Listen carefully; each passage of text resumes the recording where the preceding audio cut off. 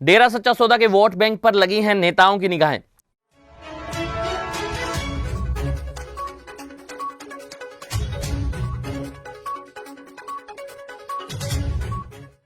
डेरा की सियासी विंग को डेरा प्रमुख गुरमीत राम रहीम ने पिछले साल 14 मार्च को किया था भंग। सियासी विंग के पुनर्गठन न होने से नेताओं में बढ़ रही है बेचैनी।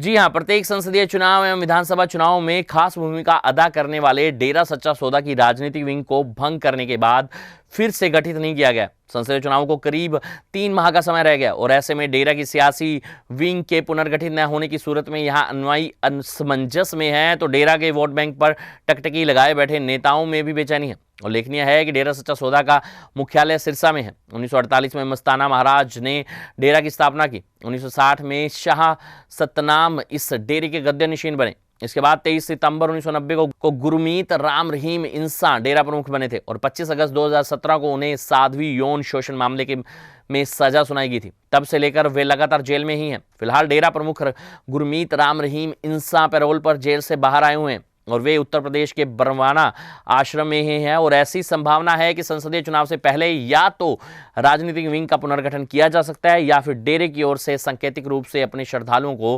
राजनीतिक समर्थन को लेकर संदेश दिया जा सकता है। गौरतलब है कि डेरा सच्चा सौदा के प्रमुख गुरमीत राम रहीम की ओर से पिछले साल 14 मार्च को डेरा की सियासी विंग को भंग कर दिया गया था। इसके पहले सियासी विंग ही चुनाव को लेकर सक्रिय रहती थी। सियासी विंग में 5 राज्यों में कुल 35 सदस्य थे।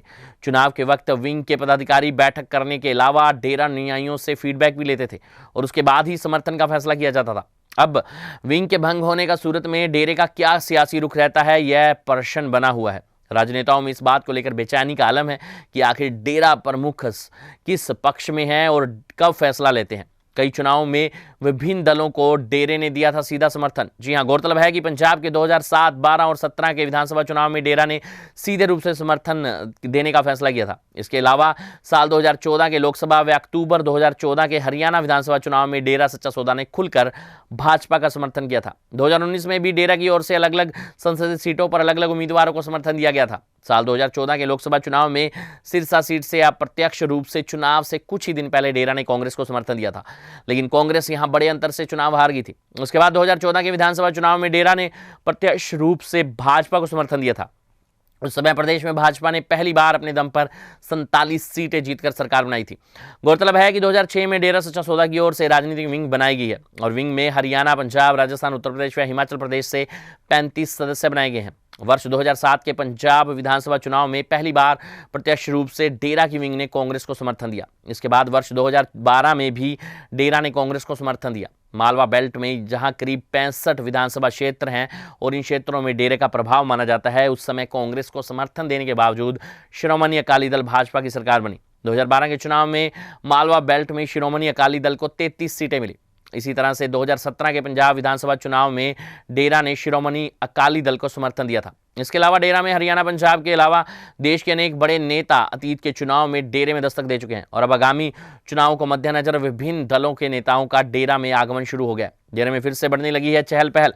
जी हां, 25 अगस्त 2017 को साध्वी यौन शोषण मामले में केंद्रीय ब्यूरो की ओर से डेरा चीफ को सजा सुनाए जाने के बाद वे सुनारिया जेल में रहे और फिलहाल पैरोल पर जेल से बाहर हुए हैं। डेरा प्रमुख 9वीं बार पैरोल पर जेल से बाहर आए हैं। इससे पहले डेरा प्रमुख को 24 अक्टूबर 2020 को पैरोल मिली थी।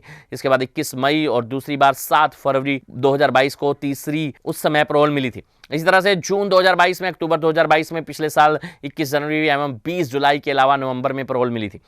विशेष बात यह भी है कि अब डेरा सच्चा सौदा में हर रविवार को सत्संग का आयोजन होता है। तमाम आयोजन डेरा प्रमुख की मुंह बोली बेटी हनीप्रीत इंसा की देखरेख में होते हैं। वहीं डेरा प्रमुख के परिवार के अधिकांश सदस्य विदेश में सेटल हो गए हैं। भंडारे के दौरान बड़ी स्क्रीनों पर डेरा प्रमुख के सत्संग संबंधी पुराने वीडियो चलाए जाते हैं। इसके अलावा डेरा प्रमुख पैरोल पर बाहर आने के बाद उत्तर प्रदेश के बरवाना स्थित आश्रम से भी वर्चुअल माध्यम से डेरा प्रेमियों से जुड़ते हैं। अब डेरा में काफी रौनक बढ़ने लगी है। होटल, अस्पताल, कारखाने फिर से शुरू हो गए। 23 साल की उम्र में डेरा प्रमुख बने थे राम रहीम। जी हां, उल्लेखनीय है कि 23 सितंबर 1990 को महज 23 साल की उम्र में गुरमीत राम रहीम ने डेरा सच्चा सौदा प्रमुख की गद्दी संभाली थी। इसके बाद राम रहीम ने डेरे में व्यावसायिक गतिविधियां शुरू की। इस कड़ी में सबसे पहले डेरे में स्कूल, कॉलेज बनाए गए। इसके अलावा पुराने डेरे में एक वातानुकूलित बाजार बनाया गया। इसके कुछ समय बाद ही नेजिया गांव के पास नया डेरा बनाया गया। इस डेरे में डेरा प्रमुख ने कई एकड़ में विशाल सत्संग स्थल, कशिश रेस्टोरेंट, माही सिनेमा, सुपर स्पेशलिटी हॉस्पिटल, खेल गांव, 3 स्टार होटल के अलावा 7 अजूब घर भी बनाए।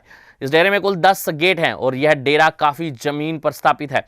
डेरे के पास कुल 750 एकड़ जमीन है। इनमें से लगभग 500 एकड़ जमीन पर खेती होती है। करीब 250 एकड़ जमीन पर भवन बने हुए हैं। डेरा प्रमुख के जेल जाने के बाद डेरा परिसर में तमाम तरह की व्यावसायिक गतिविधियां ठप हो गई थी और अब एक बार फिर से डेरे में पुरानी रौनक लौटती नजर आ रही है और व्यावसायिक गतिविधियां भी फिर से शुरू हो गई हैं। हमारी खास रिपोर्ट।